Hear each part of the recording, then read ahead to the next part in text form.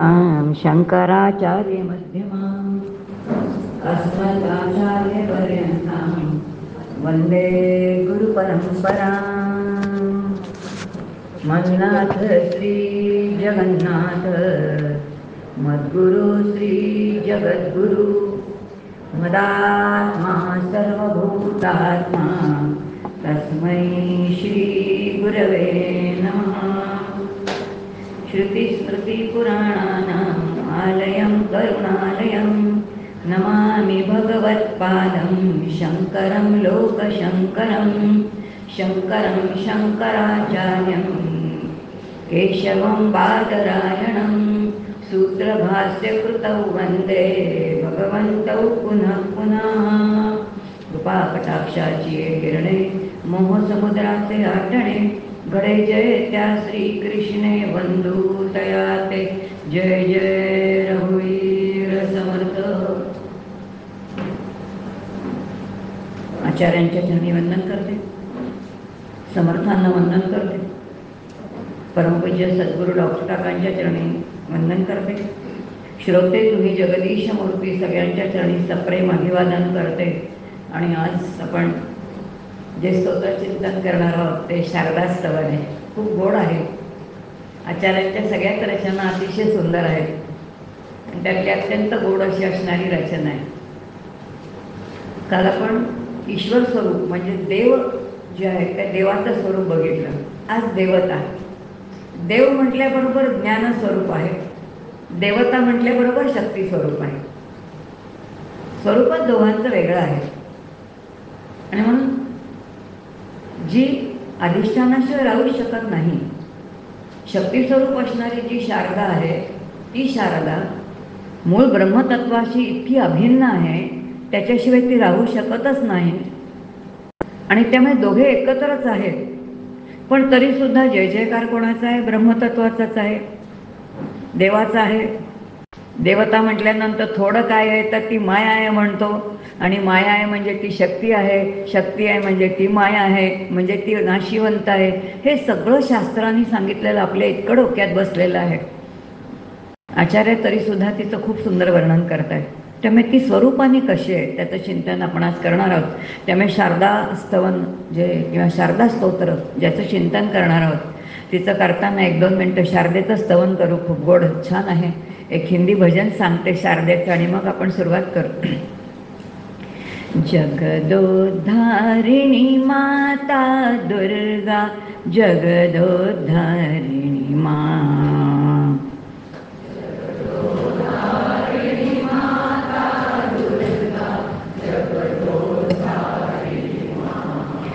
जगदोद्धारिणी माता दुर्गा, जगदोद्धारिणी माँ,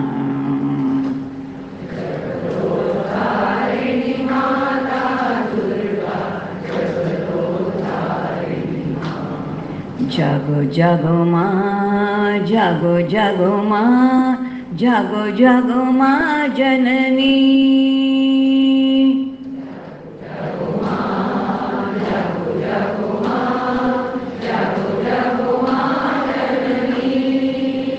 हे गौरी देवी रणचंडी देवी,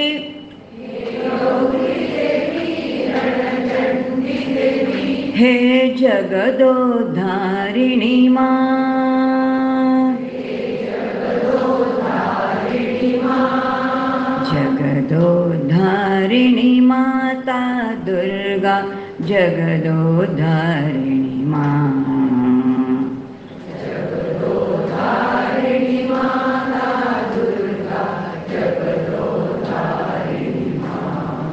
जगदोद्धारिणी माता दुर्गा, जगदोद्धारिणी माँ,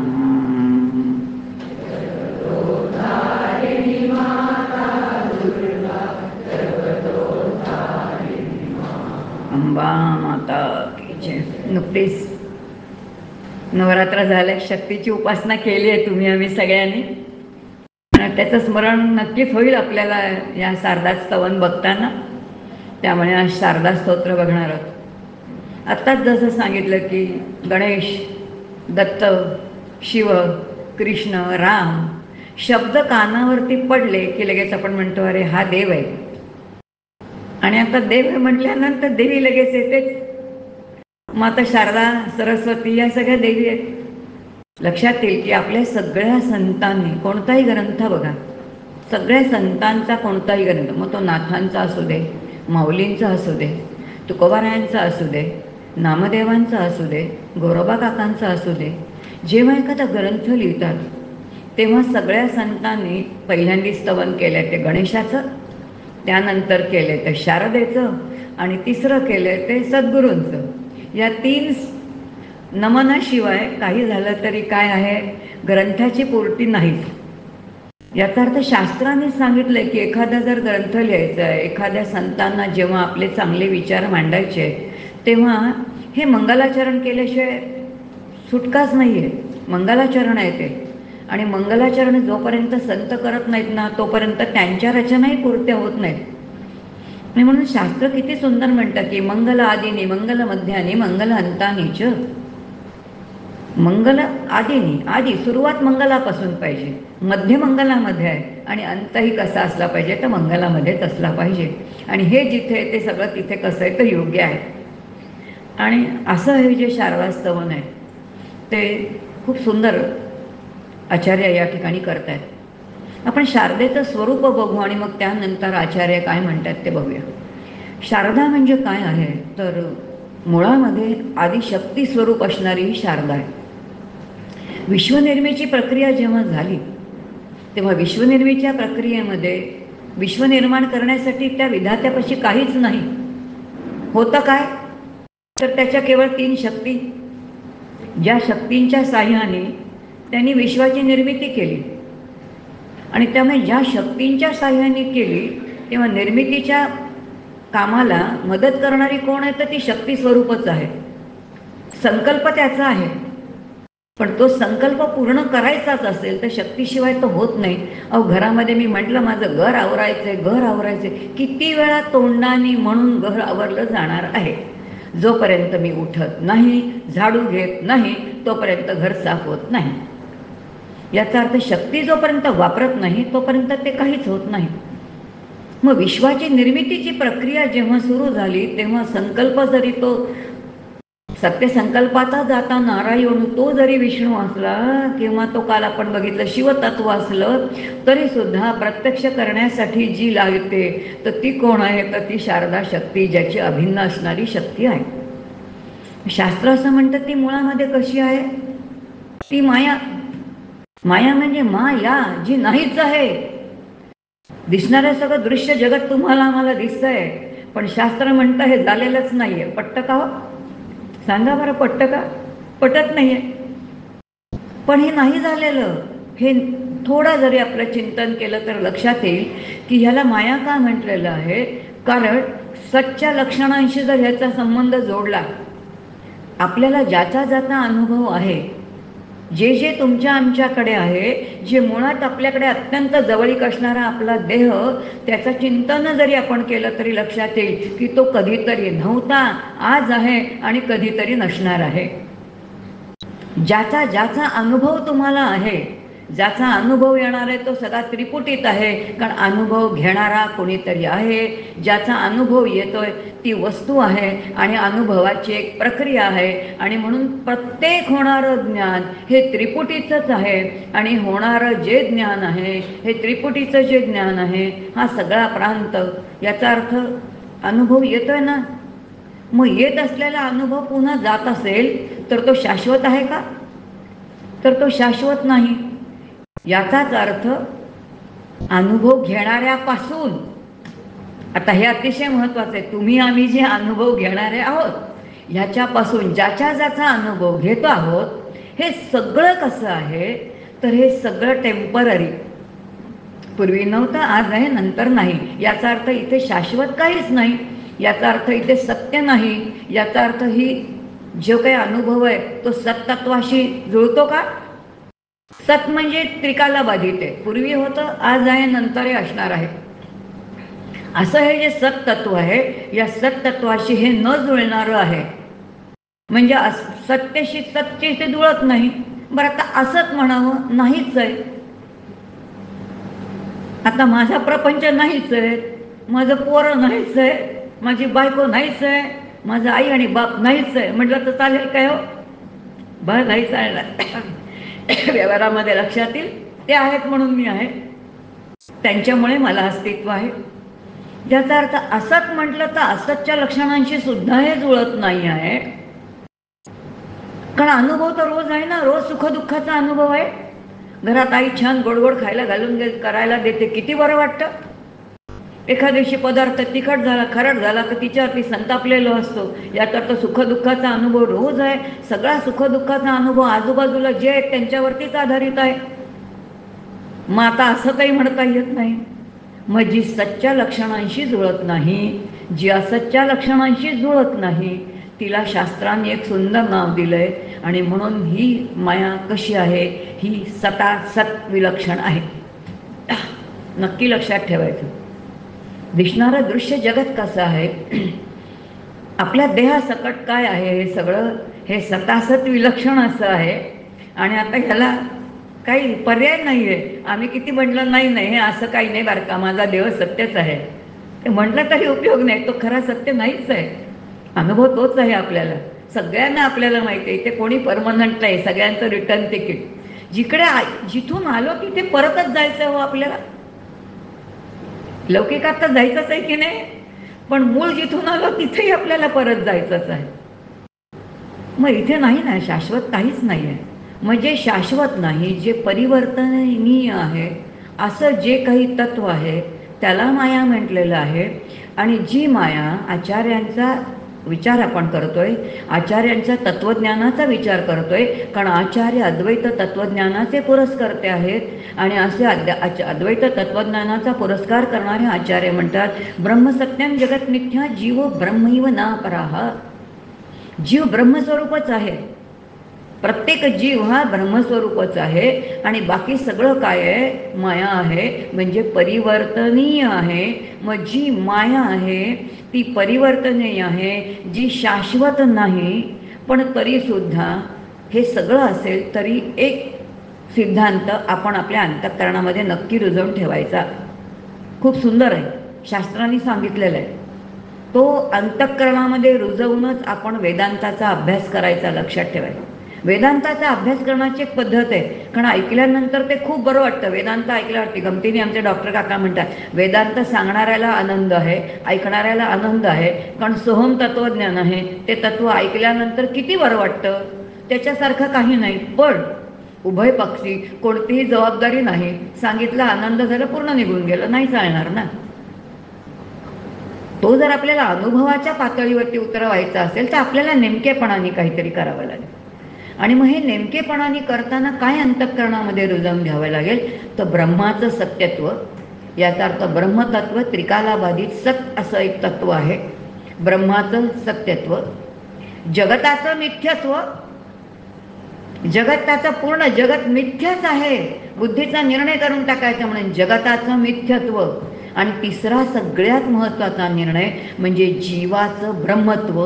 तुम्ही आम्ही सगळे जीव आहोत म्हणून एक संकल्प त्यांच्या चरणी करूनच टाकायचा की आम्ही ब्रह्मच आहोत. या अनुभवासाठी हे सगळं आहे, त्याच्याशिवाय दुसऱ्या कशासाठी नाही. आता जर जगताचं मिथ्यत्व आहे, जी माया आहे, जी मिथ्या आहे, जी काहीही एकही क्षण आहे तशी राहणारी नाही आहे, क्षणाक्षणाला बदलणारी अशी ही जर माया असेल तर ती माया ज्याच्यामध्ये तुम्हाला आम्हाला अंतःकरणाची आपली भावनिक गुंतवणूक करायची नाही आहे, त्या मायेला सगळ्या संतांनी शारदा म्हणून तिचा गौरव केलेला आहे. आता लक्षात घ्यायचं शारदेचं स्वरूप काय. जी माया आहे शास्त्राच्या दृष्टिकोनातून जी त्याज्य आहे, पण ती त्याज्य नाही, कारण तिच्याशिवाय आपल्याला पर्याय नाही. ती शक्ती स्वरूप आहे. आणि म्हणून तिचं स्वरूप जोपर्यंत तुम्ही आम्ही समजून घेत नाही तोपर्यंत आपल्याला नेमकेपणाने साधना काय करायची हे कळणार नाही. मग याच मायेला सगळ्या संतांनी शारदा म्हणून तिचा सत्कार केलेला आहे. जर संत तिला शारदा म्हणून तिचा स्वीकार करतात तर आपल्याला करावंच लागेल की नाही? सुटका आहे काय सांगा बरं? नाही आहे, करावंच लागेल. याचाच अर्थ तिच्याशिवाय आपल्याला पर्याय नाही. कारण आपण देह धारण केलेला आहे म्हणजे प्रकृती धारण केली आहे, आणि प्रकृती धारण केली म्हणजे आपण यंत्रारूढानी मायानी. मायेवरती आरूढ. आता माया सोडता येईल काय? सांगा मला. मला आत्ता देह टाकायचा आहे असं मी म्हटलं, किती जण टाकू शकणार आहेत सांगा बरं? किती जण टाकू शकणार? नाही, टाकता नाही येणार. सोपं नाही आहे, लक्षात घ्या. आपण किती म्हटलं की हे सोपं आहे तरी ते तितकं सोपं नाही. आपल्या मानसिक तयारी तर ती होणारच नाही, अतिशय अवघड आहे. आणि म्हणून मायेचं स्वरूप ज्यापर्यंत आपण शारदेचं समग्र स्वरूप समजून घेत नाही तोपर्यंत आपल्याला ते कळणार नाही. आचार्य म्हणतात की ब्रह्मतत्व कसं आहे? सच्चिदानंद असणारं तत्व आहे. ते अखंड नित्य आहे, त्रिकालाबाधित आहे. आणि ते काय आहे तर ज्याचं काही वर्णन करता येणार नाही असं ते आहे. आणि ते जर अवर्णनीय असं तत्व असेल की ज्या वाचेनी त्याच्याविषयी फक्त काही बोलताच येत नाही, काहीच सांगता येत नाही, येतो वाचा निवर्तनते अशी त्याची स्थिती आहे. पण त्याचा अनुभव ज्या जीवाला येतो, त्या जीवाला जो अनुभव येतो तो शारदेच्या साह्यानेच येतो, हे आपल्याला मान्य करता येत नाही. कारण समर्थ म्हणतात शारदा ही जर माया असेल तर माया ही माझी माऊली आहे. आणि ही माया माऊली इतकी दयाळू आहे, इतकी दयाळू आहे, इतकी दयाळू आहे. सगळ्या संतांनी मायेच्या नावाने खडे फोडलेत. समर्थ मायेच्या नावाने खरे नाही फोडत. ते म्हणतात माझी माया माता इतकी दयाळू आहे, इतकी दयाळू आहे की तीच मला काय करते तर त्या परब्रह्मापर्यंत घेऊन जाते. आणि तिथे घेऊन गेल्यानंतर ती तिथं स्वतःचं अस्तित्व विलीन करून टाकते. याचा अर्थ जर तुम्हाला आम्हाला स्वरूप जाणायचं असेल, मी कोण आहे, स्वतःची परमात्म्याची अनुभूती घ्यायची असेल तर आपल्याला त्याच्यासाठी ज्या तत्वाचा आधार घ्यावा लागतो, जिच्यावरती आरूढ घ्यावं लागतं, ते तत्व म्हणजे कोणतं आहे तर तीच साक्षात शारदा आहे. शारदेशिवाय आपल्याला तो अनुभव येणारच नाही. आणि म्हणून ही कशी आहे? ही अनाकलनीय आहे. तिला म्हणताना कसं म्हटले, ती ब्रह्म कसं आहे? अनादि अनंत, माया साधी शांत. आता साधी शांत याचा अर्थ तुम्ही आम्ही साधी आणि शांत आहोत, मर्यादित आहोत. मग हे जे साधी आणि शांत तुम्ही आम्ही आहोत, या शांतामध्येच आपल्याला अनंताचा शोध घ्यायचा आहे. आणि तो शोध घेण्यासाठी जी मदत करणार आहे ते तत्व कोणतं आहे तर ते शारदा तत्व आहे. आता लक्षात येईल की जोपर्यंत अस्तित्व जे आहे, आपल्याला ब्रह्मतत्व कळत नाही, उमजत नाही. आता ब्रह्मतत्व उमजत नाही, परमात्मा म्हणजे काय ते कळत नाही. आता हे कळण्यासाठी आपल्याला काही शब्दांचा आधार घ्यावा लागतो. आता नुसता शब्दांचा आधार घेऊन चालत नाही, शब्दांमध्ये दडलेल्या अर्थाचा उमज होतो. कारण अर्थ आपल्याला कळला तर आपल्याला काही कळतं. याचा अर्थ शब्द म्हणजे काय, शब्दाचा अर्थ म्हणजे काय, हा सगळा कोणाचा प्रांत आहे? हा शारदेचा प्रांत आहे. एकत्व हे ब्रह्मतत्वाचं वैशिष्ट्य असेल तर नानात्व हे शारदेचं वैशिष्ट्य आहे. शारदेचं वैशिष्ट्य याचा अर्थ जी आदिशक्ती आहे तिचं वैशिष्ट्य नानात्व हे आहेच. आमच्या परमपूज्य मंदात ते खूप छान सांगतात. विधात्यांनी म्हणे दोनच गोष्टी निर्माण केल्या. त्यांनी जेव्हा जीवसृष्टी बनवली त्याच्यामध्ये त्यांनी दोनच भेद बनवले, एक पुरुष बनवला, एक स्त्री बनवली. ह्याच्याशिवाय त्यांनी भेदच नाही केलं. तिसरा कोणताही दोनच भेद केले की नाही त्यांनी. ते ब्रह्मतत्व पुरुष म्हणजे काय? ब्रह्मतत्वच आहे म्हणे. आणि साक्षात स्त्री म्हणजे काय? ते मयेचंच प्रतीक आहे. आणि म्हणून पहा पुरुषाची वृत्ती कशी असते, इतकी अलिप्त असते. ते प्रपंचामध्ये कसे आहे, लिप्त होत नाहीत, सुटूनच जातात, अडकतच नाहीत ते त्या प्रपंचामध्ये. आणि याच्या उलट तुम्ही आणि बायका एका चमच्याची आसक्ती सुद्धा सुटत नाही हो आपली. काय नानात्व आहे त्या म्हणतात. एक भाजी आणली तरी त्याचं आपण काय काय करतो, गप्प बसावं की नाही. मी साधा मुळा आणला असेल तर मुळ्याची भाजी करून गप्प बसली नाही. मी मुळ्याची काय करते तो किसते, मुळ्याची कोशिंबीर करते, त्याच्यात देठाची चटणी करते, त्याच्याच पालाची पचडी करते. एवढंच नाही तर तेवढाच पुन्हा किसलेला बाजूला काढते, त्याचे आणखीन परोठे करते. एकत्वाचं नानात्व हे मायेचं प्रतीक आहे. लक्षात येईल की नानात्व दाखवणं हे सामर्थ्यच कोणाचं आहे, तर ते त्या शारदेचं आहे. आणि ही शारदा जी आहे ती कशी आहे, ती जरी मिथ्या असली तरी सुद्धा काय आहे, तर तिच्यामध्ये नानात्व दाखवलं. आता एक आणखीन सिद्धांत या ठिकाणी आपल्याला वेदांत सांगतं की एक तत्व ज्ञानतत्व आहे, त्याची अभिन्न असणारी शक्ती जी आहे ती शक्ती स्वरूप आहे, आणि ती जी शक्ती स्वरूप आहे ती शारदा आहे. एक ज्ञान स्वरूप आहे आणि शक्ती स्वरूप आहे. एकाच नाण्याच्या दोन्ही बाजू आहेत, दोघेही वेगळे नाहीत. आणि म्हणून दोन शब्द अखंड येतात, शिव आणि शिवा. गणेश शारदा. लक्षात येईल की हे राम असेल तर जानकी येते, शिव असेल तर आदिमाता पार्वती येते, भगवान गोपाल कृष्ण म्हटलं तर कृष्ण म्हटलं तर राधा येतं. याचा अर्थ एक परमात्मा येऊ शकतच नाही, कारण जे निर्गुण निराकार ब्रह्मतत्व आहे ते ब्रह्मतत्व जरी ज्ञानस्वरूप असेल तरी त्याला प्रगट होण्यासाठी काहीतरी उपाधी लागते. उपाधीशिवाय त्याचं प्रगटीकरणच नाही आहे. आणि म्हणून जी उपाधी आहे ती उपाधी जिची आहे ती कोण आहे, शारदा आहे. मग एक ज्ञानस्वरूप आहे आणि एक शक्ती स्वरूप आहे. आता लक्षात येईल की या विश्वामध्ये खेळ कोणाचा चालतो, ह्या दोघांनी मिळून चाललेला हा विश्व म्हणजे खेळ आहे. दोघांचाही दोघांनी मिळून केलेला खेळ आहे बरं का, एकाचा खेळ नाही आहे.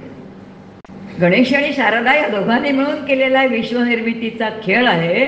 एक ज्ञानस्वरूप आहे, एक शक्ती स्वरूप आहे. त्यांनी ज्याची ज्याची निर्मिती केली आहे ना ते सगळंच्या सगळं जीवाच्या अंतःकरणामध्ये आहेच, प्रचंड प्रमाणात आहे. आपल्याला वाटतं की नाही हे असं नाही, असं नाही आहे. थोडा आपण विचार करू, एखादं दृष्टांत बघितल्यानंतर लक्षात येईल की प्रत्येक जीवाच्या अंतःकरणामध्ये ज्ञानाचाही परिपूर्ण सागर आहे, सच्चित आनंद. म्हणून ज्ञानाचाही प्रचंड महासागर प्रत्येक जीवाच्या अंतःकरणात आहे. प्रत्येक जीव आनंदाचा सम्राट आहे. जितका तो ज्ञानाचा सागर आहे तितकाच प्रत्येक जीवाच्या अंतःकरणामध्ये महासागरा इतकी प्रचंड शक्ती सुद्धा आहे. ह्या दोन्हीला जाणीवपूर्वक जागृत करावं लागतं. नवे नवे त्यांना जागृत करण्यासाठी आपले सगळे उत्सव आहेत. आम्ही उत्सव हा शब्द किती सहज वापरतो. आज आमच्याकडे दिवाळीचा उत्सव आहे, आज आमच्याकडे दसऱ्याचा उत्सव आहे, आज आमच्याकडे नवरात्रीचा उत्सव आहे. उत अधिक सव. उत म्हणजे ईश्वर आणि सव म्हणजे त्याचं प्रागट्य. ईश्वराचं प्रागट्य जिथे केलं जातं त्याला उत्सव म्हणतात. मग आता लक्षात येईल सगळ्या उत्सवांचा हेतू काय आहे, तर आतमध्ये असणारं ज्ञान आणि शक्ती दोन्हीला जागृत करणं. नवे नवे जागृत करणं नव्हे तर त्यांना ऊर्ध्वगामी करणं. म्हणून शक्ती कुठे माऊली वर्णन करतात, तो मूलाधार स्थितोसी नित्यम. गणपतीचं वर्णन केलेलं आहे. जिथं गणपती आहे तिथेच आपली कुलस्वामिनी आहे, तिची जागा तीच आहे मूलाधार ठिकाणी. मग मूलाधार कुठे आहे, शरीराचा मध्यभाग जिथे त्रिकुटाचा भाग आहे तिथे त्रिकुटावरती ते जे मूलाधार चक्र आहे तिथे गणेशाचं आणि त्या शारदेचं स्थान आहे. आता दोघांचंही स्थान तिथे असेल तर दोघांनाही ऊर्ध्वगामी करणं आहे. मग दोघांना ऊर्ध्वगामी करायचं असेल तर आता जाणीवपूर्वकच करावं लागेल. आता लक्षात येईल की दोन्ही जे आहेत एक ज्ञानस्वरूप आहे ज्याचं आपण काल स्वरूप बघितलं थोड्या प्रमाणामध्ये, आणि त्यानंतर हा शक्ती स्वरूप असणारी शारदा जी आहे त्याचं आपण काय तर थोडं चिंतन करायचं. आता लक्षात येईल की एक ज्ञानस्वरूप आहे आणि एक शक्ती स्वरूप आहे. शक्तीशिवाय प्रगटीकरणच नाही. लक्षात येईल कोणी शिक्षक असेल तर आम्हाला अनुभव येतो, आपल्याला आजूबाजूला पण लक्षात येईल. आपल्या घरात पोरं असतात आपल्या लक्षात येतं.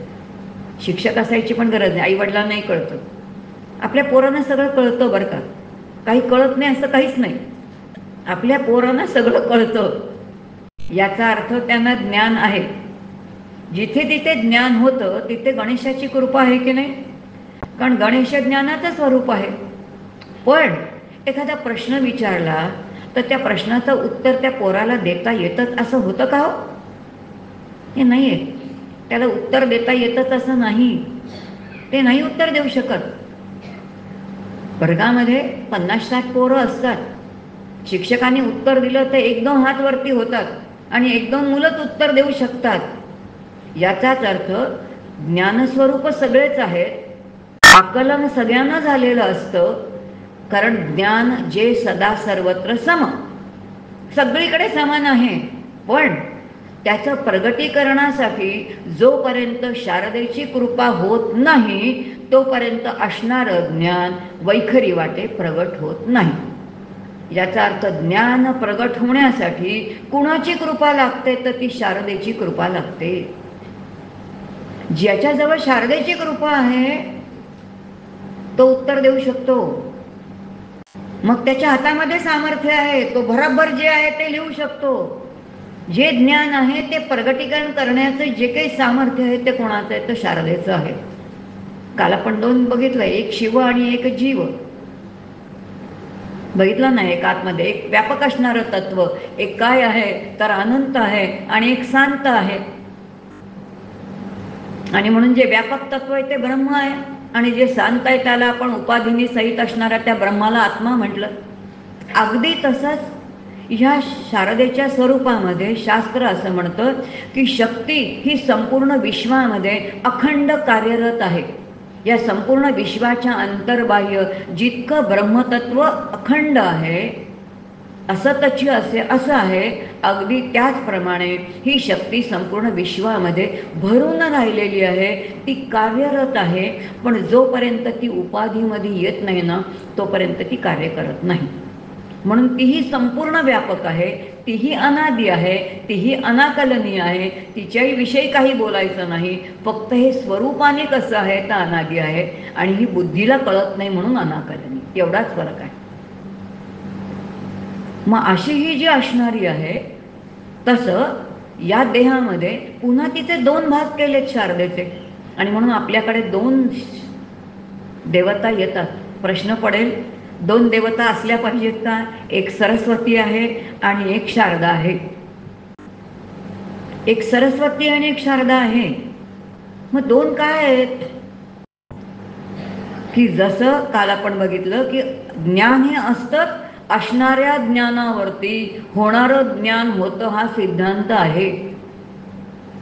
आम्ही शाळेमध्ये गेलो, कधीतरी एखादा विषय शिकलो, आपण म्हणतो की आज बाईने काय शिकवलं मला काही कळलं नाही, आज मला खूप छान कळलं.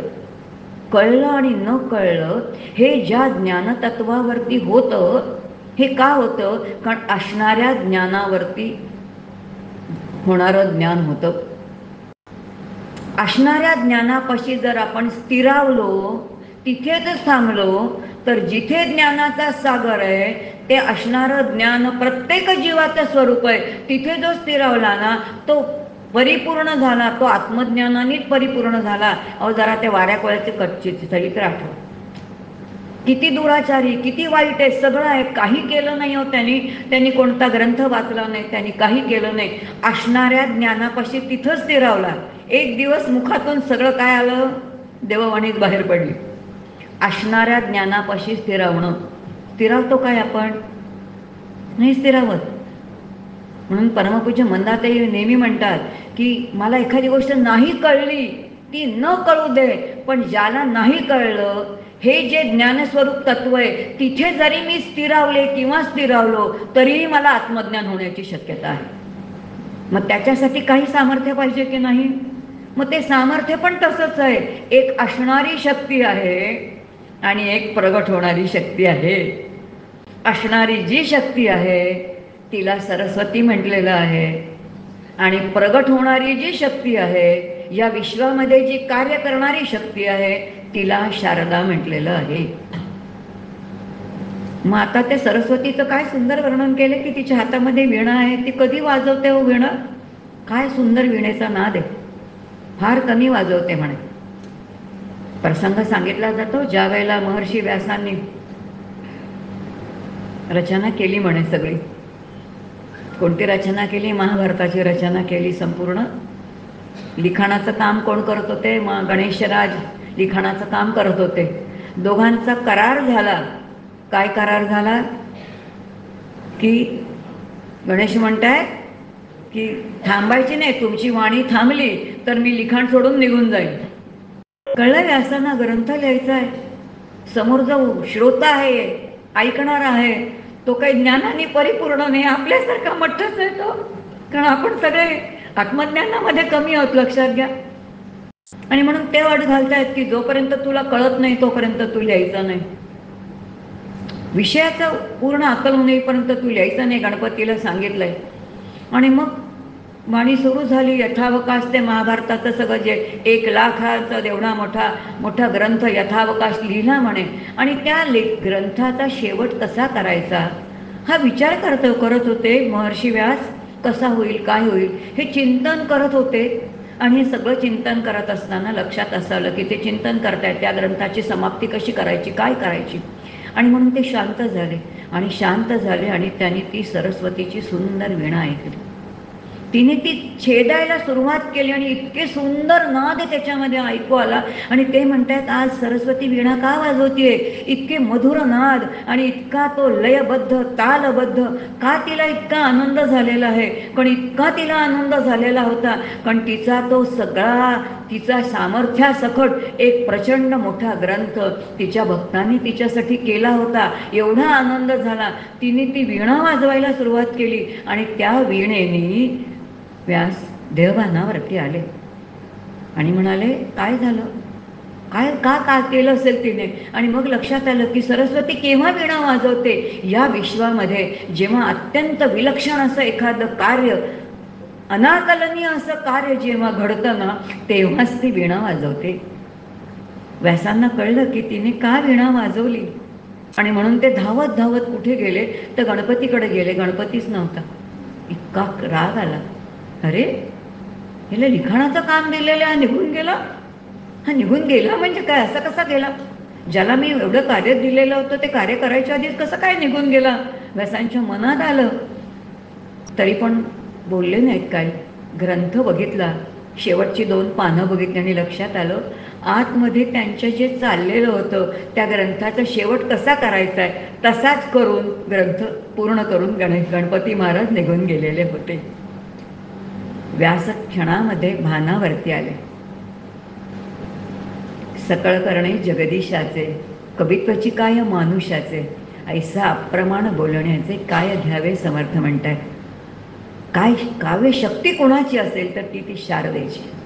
ती निमित्त कोणाला तरी करते आणि त्या निमित्ताने ती काय करते तर ती कार्य करते. आणि म्हणून तिची कृपा विलक्षण आहे. पण ती कृपा संपादन कशी करायची, आणि ती कृपा संपादन करायची असेल तर आपल्याला उपासनेला पर्याय नाही, लक्षात येईल. आणि म्हणून शारदेचं स्वरूपच विलक्षण आहे. आणि अशी आता लक्षात येईल की जी शारदा आहे ती प्रगट आहे, ती प्रत्यक्ष काही कार्य करणारी आहे, ती प्रत्यक्ष शक्ती रूपाने आपल्याला तिचं काय आहे तर दिसणारी आहे. पण सरस्वती ती कशी आहे तर स्थिर आहे. मग आपण मूर्ती पण बघतो, लक्ष्मी बघितली तर उभी आहे, सरस्वती बघितले तर स्थिर आहे. तिच्या हातामध्ये वीणा आहे, पुस्तक आहे, वीणा आहे, तिच्या हातातली हंसवाहिनी ती आहे, खूप सुंदर आहे, हंसवाहिनीच आहे. लक्षात येईल की तिचं वाहन सुद्धा हंस, अत्यंत पांढर शुभ्र, अत्यंत शुभ्र असं ते आहे. सगळं वैभव आहे. लक्ष्मीकडे बघितलं तर गजलक्ष्मी आहे, तिच्याकडे गजाननाचंच आहे, गजलक्ष्मीच आहे, सगळं वैभव. पण ती उभी आहे. जी उभी आहे ती कधी जाईल सांगता येत नाही, आणि जी स्थिर आहे ती कधी जातच नाही. मग कोणती कृपा संपादन केली पाहिजे, लक्षात येईल की आपण जी ज्ञानस्वरूप कृपा संपादन केली पाहिजे तिथपर्यंत आपण जातच नाही. आपण लक्ष्मीच्या कृपेमध्ये जातो, जी चंचलच आहे. आणि बघतो ना तिचं पण चित्र कसं आहे की त्या महासागरामध्ये शेष अनंतावरती नारायण पहुडलेले आहेत आणि चरणी लक्ष्मी आहे. हो, आमच्या सज्जनगड मासिकाचं एक बोधवाक्य आहे की लक्ष्मी कुठे आहे, नारायणाच्या चरणाशी आहे. ती तिथे चरणाशी असल्यामुळे आधी त्याला आपलंसं करा म्हणजे ती तुमच्याकडे येईल. आपण त्याच्याकडे पाहत नाही, तिच्याकडेच पाहतो, आणि तिच्याकडे पाहत असल्यामुळे तो काय आहे तो दूरच राहतो. असं गमतीचा भाग सोडा. पण शारदा ही शक्ती स्वरूप आहे, ज्ञान हे तिचं स्वरूप आहे.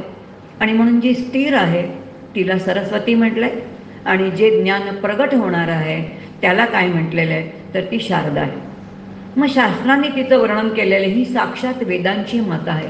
कारण वेद म्हणजे जे शब्दरूप आहेत शब्द कुठून निर्माण झाले? शब्द निर्माण, शब्द शब्द या शब्दांना काही अर्थ आहे. आता शब्द महत्वाचा आहे की अर्थ महत्वाचा आहे?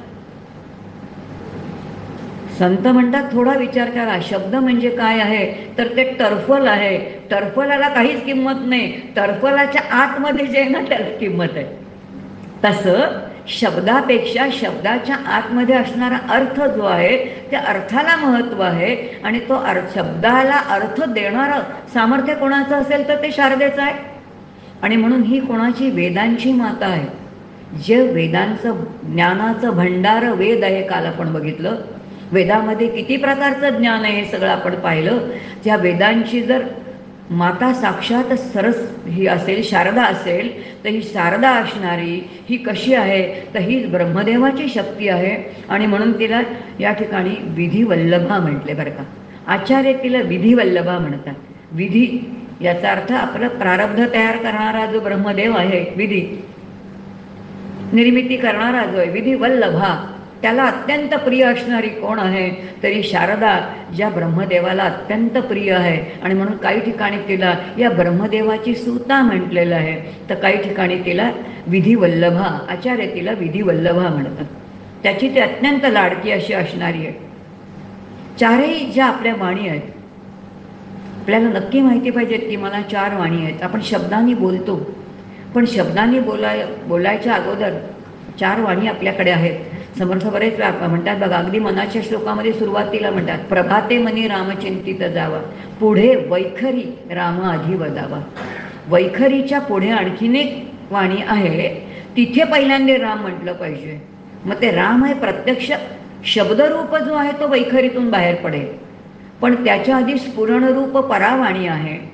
त्यानंतर अस्पष्ट अर्थ असणारी जी आहे ती कोणती? पश्यंती वाणी आहे. त्यानंतर जिथे अर्थ पूर्ण प्राप्त झालेला आहे पण ज्यांनी साकारता घेतलेली नाही आहे ती मध्यम आहे. आणि प्रत्यक्ष वैखरीतून म्हणजे मुखातून बाहेर पडणारी जी आहे ती वैखरी अर्थरूप आहे. मग या 4ही वाणींची निर्मिती करणारी कोण आहे? तर ती शारदा आहे. काय शक्ती स्वरूप आहे ते त्या लक्षात. स्फुरण आहे, तिचं स्वरूप आहे, अखंड स्फुरण आहे. या विश्वामध्ये अखंड प्रत्येक ठिकाणी स्फुरण आहे. एकही गोष्ट स्थिर नाही, अखंड काही ना काहीतरी हालचाल चलन बलन चालू आहे. हे सगळं कोणाचं आहे? तर हे सगळं कोणाचं? हा सगळा प्रांत त्या शारदेचा आहे असं सांगितलंय. आता ही कशी आहे? तर ईश्वराची कशी म्हटलेली आहे. या शारदेची शक्ती कशी आहे? तर ही ईश्वराची अघटित घटनापटी अशी असणारी ती आहे. काय करते काही कळत नाही. ती कशा प्रकाराने कार्य करते काही कळत नाही. अहो साध्या आपल्या शरीराचं थोडं आतमध्ये चिंतन केलं तर कळतं. आपण गाढ झोपलेलो आहोत पण श्वास चालू आहे, चयापचयाची क्रिया चालू आहे, किती गोष्टी आपल्या शरीराच्या चालू आहेत, आपल्याला कळतही नाहीत. आपल्या शरीराच्या विषयी आपण इतक्या अलिप्तपणाने बघितल्यानंतर कळतं इथे न्यूरो सिस्टीम कशी काम करते, इथे डायजेस्टिव्ह सिस्टीम कसं काम करते, किती सूक्ष्म आहे. एका वेळेला मन किती प्रकारांनी कार्य करतं, एका वेळेला आतमध्ये किती इंद्रिय किती विविध प्रकारांनी काम करत असतात. एकच डोळा आहे पण तो काय काय बघत असतो आणि सगळ्या गोष्टी ग्रहण करत असतो. काय त्याचं मॉडेल त्यांनी तयार केलेलं आहे. आणि हे जे मॉडेल केलेलं आहे ते एकासारखं एक दुसरं काहीच नाही हो. विश्वामध्ये लक्षावधी लोक आहेत. एखादं नाक तरी दुसऱ्यासारखं तरी आपण म्हणतो हे आईसारखं दिसते पोरवर का, पण सारखं काहीच नसतं. जिथे उजवा भाग डाव्याशी सारखा सिमेट्री नाही, या विश्वामध्ये काही समान नाही.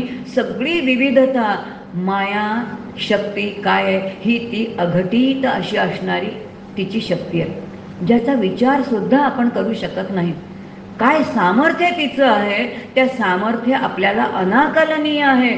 काहीही आपण तिच्या सामर्थ्याचा विचार करू शकत नाही अशी ती आहे. अशा तिच्याकडे 3 प्रकारच्या शक्ती आहेत असं सांगितलं.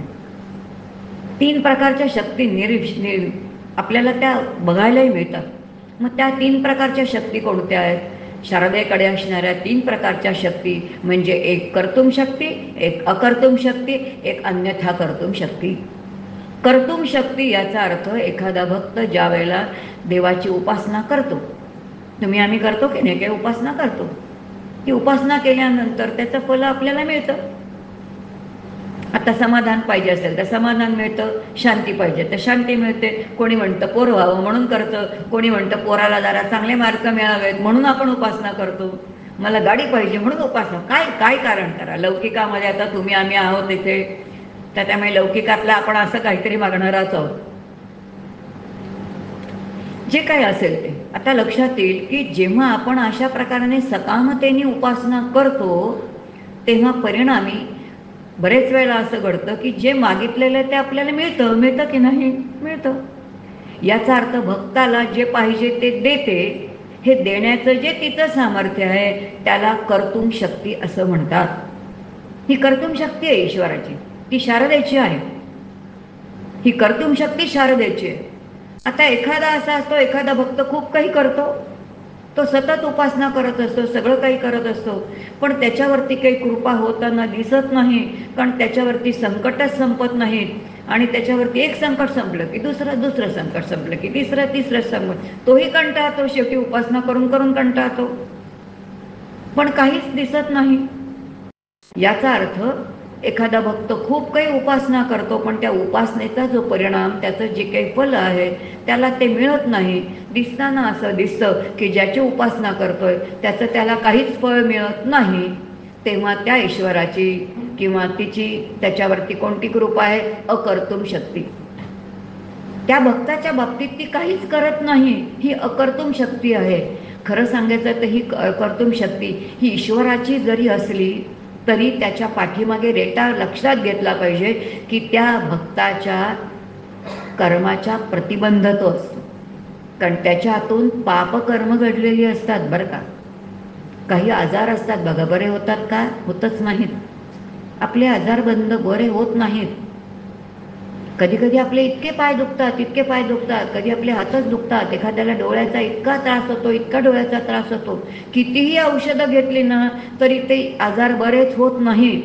शास्त्र म्हणतं असं असेल तर लक्षात घ्या, जर एखादं इंद्रिय, त्या इंद्रियाच्या देवतेचं तुम्ही कितीही केलं तरी त्या इंद्रियाची शक्ती जेव्हा तुम्हाला अनुकूल होत नाही तेव्हा साधकाने फार अंतर्मुख झालं पाहिजे आणि विचार केला पाहिजे की जर इतके पाय माझे दुखत आहेत, एवढी औषधं देतोय तरी सुद्धा त्याचा काही उपयोग नाही, याचाच अर्थ या इंद्रियाने मी गतजन्मी अतोनात दुसऱ्या कोणाला तरी त्रास देऊन पाप केलं असलं पाहिजे. त्याचं फळ या जन्मात ते आहे.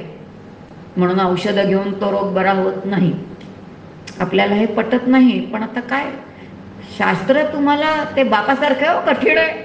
ते तुम्हाला गोड बोलेल असं नाही सांगत, ते सत्य काय ते सांगतं. अकर्तुम शक्ती आहे ती. आणि तिसरी अन्यथा कर्तुम शक्ती. अन्यथा कर्तुम शक्ती म्हणजे एखादा चमत्कार. आपण म्हणतो मला देवाचा अनुभव आला, मला परमात्म्याचा अनुभव आला, आज काहीच मी केलं नाही हो तरी सुद्धा अनुभव आला. इतकं बरं वाटतं आपल्याला अनुभव आला की. हा जो अनुभव असतो ही त्याची अन्यथा कर्तुम शक्ती असते, पण ती सर्वसामान्यांच्यासाठी नाही. जो कोणी उपासना करत असतो त्या वैयक्तिक जीवासाठी असते, ती सामुदायिक कधीच नसते, लक्षात घ्या.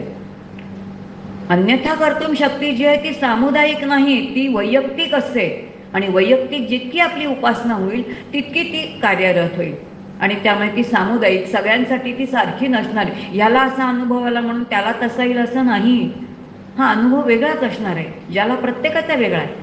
किंबहुना ब्रह्मतत्वाच्या अनुभूती येताना शास्त्र म्हणतं एखाद्याला प्रशांत येईल, एखाद्याला ढगांच्या गडगडाच्या माध्यमातून येईल, एखाद्या समुद्राचा खळखळणाऱ्या लाटांच्या माध्यमातून येईल, एखाद्याला अत्यंत शांत वाटेल, एखाद्याला मंजूळ स्वर ऐकायला येईल, एखाद्याला सुंदर नुपूर ऐकायला येईल, एखाद्याला सुंदर बासरी ऐकायला येईल, एखाद्याला सुंदर काही नाही तर स्पर्श जाणवेल, एखाद्याला गंधानी येईल. याचा अर्थ विषय कोणताही नसेल पण विषयाची अनुभूती येऊनच जाईल. पण हे कोणाला, जो काही बैठकीचं साधन करणार आहे, काही केलेच नाही तर कसं काय काही येण्यासारखं नाही आहे. आणि म्हणजे शारदेचं स्वरूप जाणून घ्यावं लागेल, ते केल्याशिवाय काही इलाज नाही. आणि म्हणून हिचं स्वरूप सांगताना म्हटलंय की हिच्या ह्या 3 प्रकारच्या शक्ती आहे आणि अनंत ब्रह्मांडाची रचना ही शारदा कशाच्या साह्याने करते. कशाने केली? कारण तिला कौतुकासाठी केली, बस तिला आनंद वाटावा म्हणून ती सगळी विश्वाची निर्मिती करते. ज्या वेळेला तिला वाटतं तेव्हा ती मोडून टाकते. शास्त्राने खूप सुंदर दृष्टांत दिले. शास्त्र म्हणते छोटी छोटी मुलं असतात आपल्याकडे, ते आईबाबांना म्हणतात मला पत्ते आणून द्या. पत्ते दिले की ते पोरं पत्ते खेळापेक्षा त्यांना तो पत्त्याचा बंगला बांधायला आवडतो. ते पत्त्याचा बंगला बांधतात आणि इतकं सुंदर बांधलेलं बांधतात, टिचकी मारतात आणि आपणच मोडून टाकतात. बांधण्याचे श्रम आहे तेच घेतात आणि टिचकी मारून तो बंगला मोडल्याचा आनंदही तेच घेतात.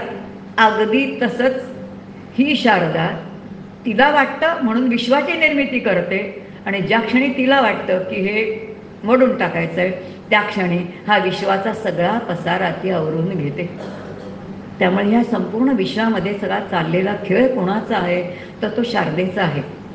आपण गणपतीची पूजा करतो, आपण रामाची पूजा करतो, आपण कृष्णाची पूजा करतो, सगळ्यांची पूजा करतो.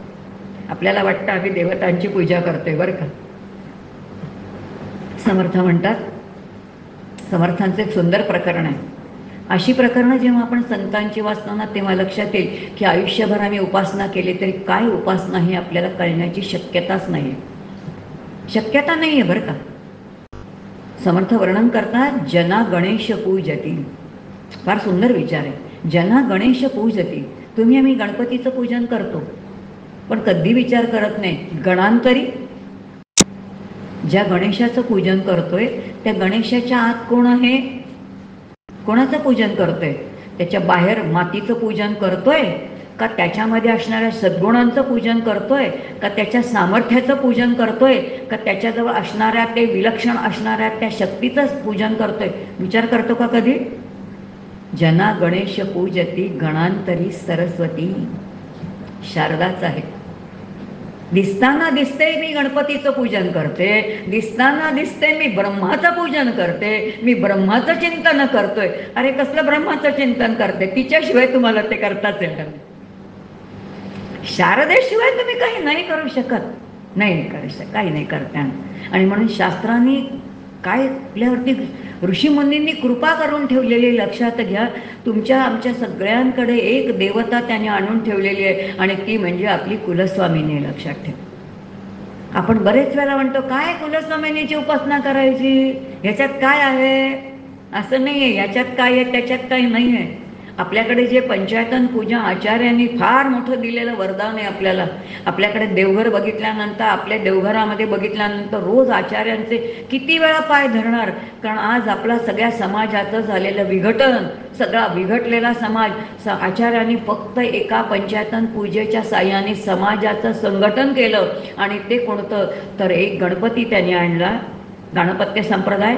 शिव म्हणजे शैव संप्रदाय आणला, कुलस्वामींनी आणली म्हणून शाक्त संप्रदाय आणला, शालिग्राम आणला म्हणून वैष्णव संप्रदाय आणला आणि त्यानंतर आदित्य म्हणून संतांच्या रूपाने ज्ञान संप्रदाय आणला.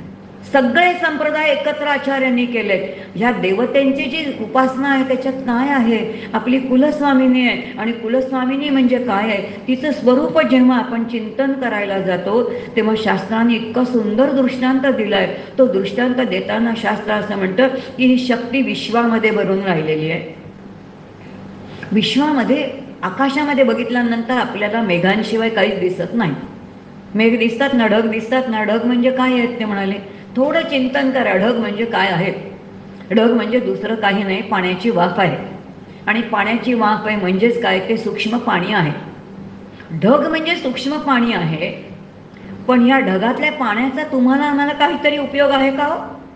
म्हणजे विश्वामध्ये जी शक्ती आहे त्या शक्तीचा तुम्हाला आम्हाला काहीच उपयोग नाही. पण ह्याच ढगातून जेव्हा पाणी या पृथ्वी तलावावरती येतो आणि त्यातलं एक पाण्याची धार माझ्या घरामध्ये माझ्या तोटीमधून येते, तेव्हा त्या माझ्या तोटीतलं आलेलं पाणी हे माझ्या घराला जसं उपयोगाला येतं तसं तोटीतून आलेलं पाणी म्हणजे आपली कुलस्वामिनी आहे. कुलस्वामिनीच्या उपासनेला पर्याय नाही. आपल्याला दोन गोष्टींच्या उपासनेला पर्याय नाही सांगितलेले बरं का शास्त्राने. एक म्हणजे पितरांचा आणि दुसरा म्हणजे कुलस्वामिनीचा. विषय हा नाही पण आत्ता आठवलं म्हणून सांगून असतात. माझ्या पोरांचं, माझ्या मुलांचं अत्यंतिक हिचं व्हावं असं वाटत असेल तर पितरांचं केल्याशिवाय पर्याय नाही. आणि लौकिकामध्ये मला अत्यंतिक शांत आणि समाधानी जीवन जगायचं असेल तर मला कुलस्वामिनीचं केल्याशिवाय पर्याय नाही. आणि तिचं स्वरूप म्हणजे काय, तर शारदा स्वरूप आहे. आणि मग शारदा स्वरूप आता तिचं कसं आहे सांगताना म्हटलेलं आहे की जे 14 विद्या 64 कला अष्टमहासिद्धी, किती प्रकारच्या सिद्धी आहेत, 8 प्रकारच्या सिद्धी कोणाच्या आहेत, शारदेच्या. तिच्याशिवाय कोणती नाहीच आहे. शक्ती स्वरूप असणारी अशी ती. आणि म्हणून आदिशक्ती मूळ ती एकच आहे. पण तिने जी जी कामं केली आहेत त्या कामानुसार तिला नाव मिळतं. आणि म्हणून आपण काय करतो बघा, एखादा यज्ञ असेल तर त्या 64 योगिनी मांडतो. 64 सुपाऱ्या मांडतात गुरुजी. यज्ञाच्या वेळेला 64 सुपाऱ्या मांडलेल्या असतात आणि त्या सुपाऱ्या मांडून त्याची पूजा करतात. या सुपाऱ्या म्हणजे दुसऱ्या कोणत्याही नाहीत, या आपल्या अंतरंगात असणाऱ्या इंद्रियांच्या काय आहेत तर त्या 64 योगिनी आहेत. मग मोठा यज्ञ केला तर तिथे 100 किती आहे, त्या 108 आहेत. मग त्या 108 म्हणजे कोणत्या, योगमार्गामधल्या 108 ज्या नाड्या आहेत आपल्या शरीरामधल्या, ते 108 नाड्यांच्या ज्या देवता त्यांच्या सुपाऱ्या महायज्ञाच्या वेळेला ठेवल्या जातात. आजपर्यंत नाही जाता येत ना, मग त्याच्या निमित्ताने त्या देवतेचं स्मरण करून त्या सुपारीचं स्मरण केलं जातं. पिंडी ते ब्रह्मांडी नाही, आपल्याला आतलं काहीच कळत नाही, आपल्या देवतांचाच आपल्याला अंदाज येत नाही, कारण बुद्धीची तेवढी सूक्ष्मताच नाही.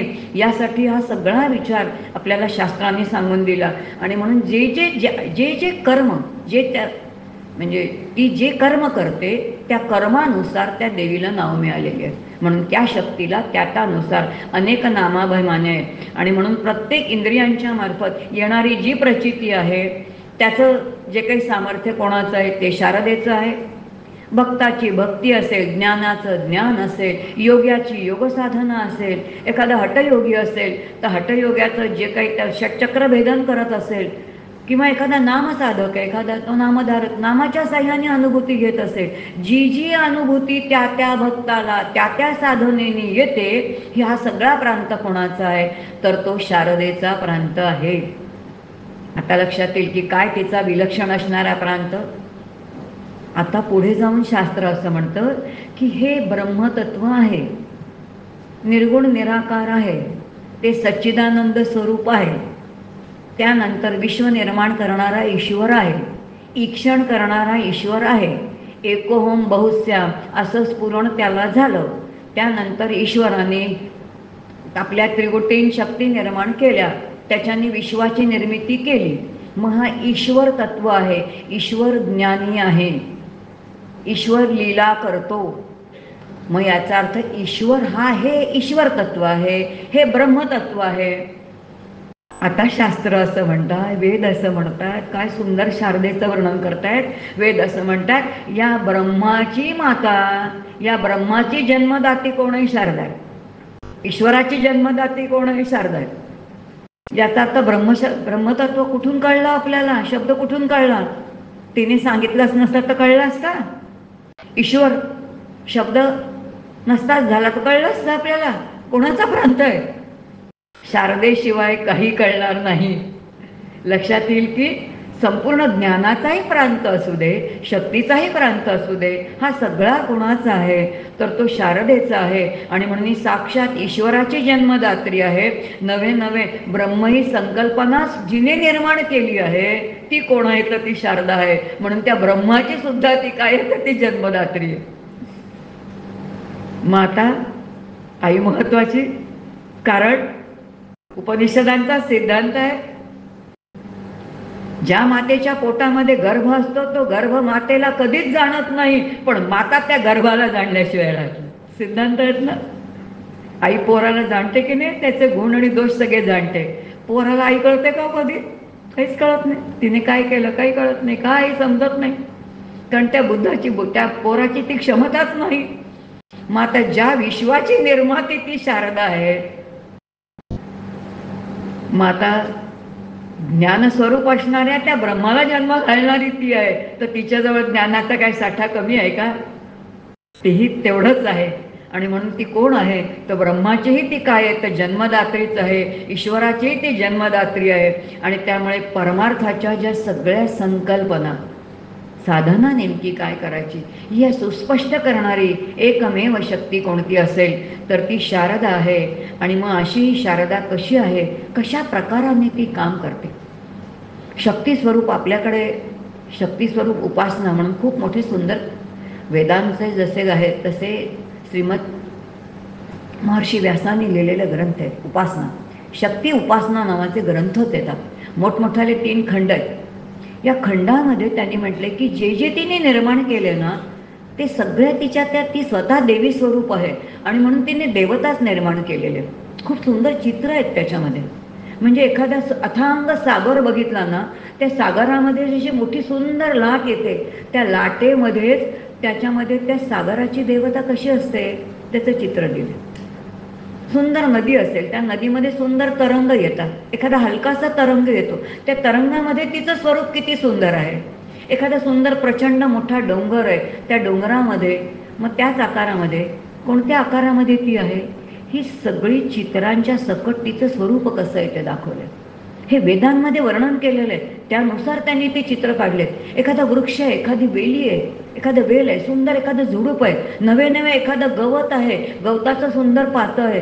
त्या प्रत्येक ठिकाणी देवता रूपाने ती आहे आणि तिचं स्वरूप कसं आहे हे आपल्याला प्रत्यक्ष बघायला मिळतं. दुर्दैव असं आहे की आपल्याकडे शक्ती उपासनेचे ग्रंथ आहेत, पण चित्ररूपाने आपण केलेलं नाही आहे. आणि चित्ररूपाने परदेशी लोकांनी केलं. कारण तत्त्वज्ञान आपलं आहे ते त्यांनी उमजवलं आणि त्यांनी नवीन ग्रंथ काढलेत. आणि मग आपल्याला कळतं की अरे आपल्या देवता इतके सुंदर आहेत आणि आपल्याला हे माहितीच नाही. आपणच त्या बाबतीत अनभिज्ञ. कारण परदेशातून आलं की आम्हाला पटणं, हां आता हे बरोबर आहे, आमचे संत सांगतात ते आम्हाला पटत नाही. पण विलक्षण असं असणाऱ्या तिची ती काय आहे तर ती सर्वत्र अशी असणारी आहे. आणि अशी जी काय आहे तर ती शारदा जी विलक्षण कार्य करणारी, विश्वामध्ये संपूर्ण परिपूर्णपणाने भरून अशी असणारी जी आहे त्या शारदेचं स्तोत्र, शक्ती स्वरूप असणारी, सगळ्या 14 विद्या 64 कला सगळं प्रगटीकरण तिच्यामुळेच आहे, त्याच्याशिवाय ती नाही. संपूर्ण विश्वामध्ये ही शक्ती भरलेली आहे. फक्त ती घेण्याची क्षमता आपल्याकडे पाहिजे. ती क्षमता असेल तर जिथे आहे तिथे आपल्याला घेता येईल. खूप छान शास्त्रांनी दुसरा दृष्टांत दिलाय की सगळी जशी शक्ती वीज स्वरूप आहे म्हणून शक्ती सगळीकडे आहे, पण एखाद्या ठिकाणी अँटिना लावला की ती अंतरिक्षामध्ये असणारी शक्ती ते अँटिना खेचून घेतो. अँटिना म्हणजे एक उपाधी असली की ती शक्ती खेचून घेता येते. तसं ह्या उपाधीमध्ये त्या नारदांच्या मस्तकावरती एक शेंडीरूपी उपाधी होती की ज्या शिखेच्या साह्याने ते सगळं ज्ञान काय करत होते तर ग्रहण करत होते.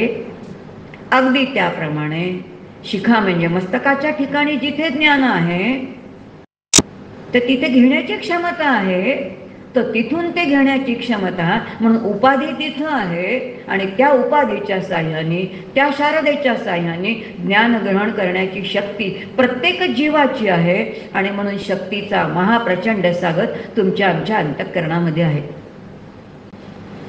गदिमांनी सुंदर एक सद्गुरूंचं स्तवन लिहिलं आहे. आपण बरेच वेळा म्हणतो परम सद्गुरू परमार्था प्रतन्यावी माझी मती, सगळ्यांना आपल्याला माहिती, पण त्यातलं शेवटचा कडवं फार सुंदर आहे. स्वाध्यायाने उमजा विमज माझ्या मधली शक्ती, सत्य लाभता सरे याचना उरते अमृत भक्ती. किती शक्तीचा साठा आहे हो आपल्याकडे, किती शक्तीचा साठा आहे. कधीतरी बघा आपल्या घरी आपल्याला महिलांना अनुभव येतो. आपल्या घरी गणपती असतात, गणपतीमध्ये गौरी येतात. गौरीच्या वेळेला खूप काही करायचं असतं. 16 भाज्या 16 चटण्या फुलोरा करायचा असतो, लाडू करायचे असतात, चकल्या करायच्या असतात, अगदी काय नाही तर कण्यासुद्धा शिजवायच्या असतात. पाहुणे जेवायला आलेले असतात, त्यावेळेला कामवाल्या बायका नसतात, सगळं असतं. एवढं एरवी कधी काम न करणारे आपण त्या दिवशी किती काम करतो, किती काम करतो, किती काम करतो, प्रचंड काम करतो. पहाटे 4 4:45ला उठलेला असतो, दिवसभर काम करत असतो, रात्रीपर्यंत पाहुणे येत असतात, काम संपतच नाही.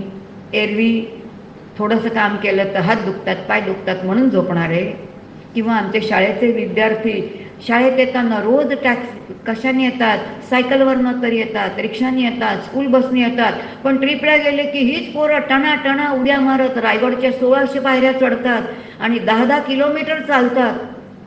तुम्ही आम्ही ट्रिपला गेल्यानंतर 15-15 किलोमीटर चालतो. थोडा विचार करा, शक्ती कोणत्या बाजारात विकत घेतली काय बाहेर, का ती होतीच आतमध्ये, त्याचा कधीच वापर केला नाही. लक्षात घ्या, शारदेचा पसारा असा आहे की तिथंच आहे ती, पण तिथपर्यंत आपण जातच नाहीये आणि म्हणून तिला कधीतरी आपल्याला जागृत केली पाहिजे. बरं, जागृत करायची असेल तर तिचं स्तवन केलं पाहिजे. काय सुंदर उपासना आहे, प्राणशक्तीची उपासना आहे ती. आता नवरात्र झालं, त्या गागरी फुंकल्या जातात. लोक म्हणतात काय आहे त्या गागरी फुंकण्यामध्ये, काय वेडेपणा आहे. बरेच वेळेला त्याची टिंगल केली जाते. ती टिंगल नाहीये बरं का, लक्षात घ्या. प्राणशक्तीची उपासना आहे. जेव्हा आपण फुंकर मारतो जोरात, जेव्हा जोरात फुंकर मारतो तेव्हा फुंकर मारताना नाभीपासून जो वायू आहे तो नाभीपासूनचा वायू व्हायब्रेशन देत देत जेव्हा मुखातून बाहेर पडतो तेव्हा माऊली म्हणते 3.5 वेटवळ घालून बसलेली जी मूलाधारापाशी असणारी शक्ती आहे तिला जर जागृत करायची असेल तर तिथूनच हवा बाहेर फेकली पाहिजे की नाही. कशासाठी फेकायची फुंकर, कशासाठी मारायची, त्याच्यासाठी नाही आहे, आपल्यासाठी आहे ती. या उपासना ज्या दिलेल्या आहेत ना ऋषीमुनींनी, ते वेडे म्हणून नाही दिले तो आपल्याला.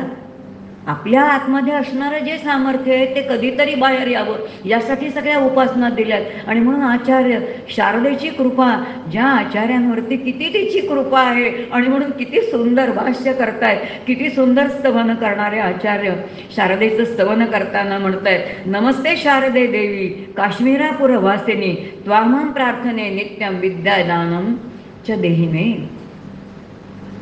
आचार्यांनी आता शारदेचं स्तवन करायला सुरुवात केली. आणि म्हणून म्हटलं शारदा आणि सरस्वती, आपल्याकडे एकच संत आहेत बरं का ज्यांनी दोघांचं वर्णन केलेलं. शारदेची जोपर्यंत तुम्ही उपासना करत नाही तोपर्यंत शारदा प्रसन्न होत नाही, जोपर्यंत शारदा प्रसन्न होत नाही तोपर्यंत असणारं ज्ञान प्रगट होत नाही.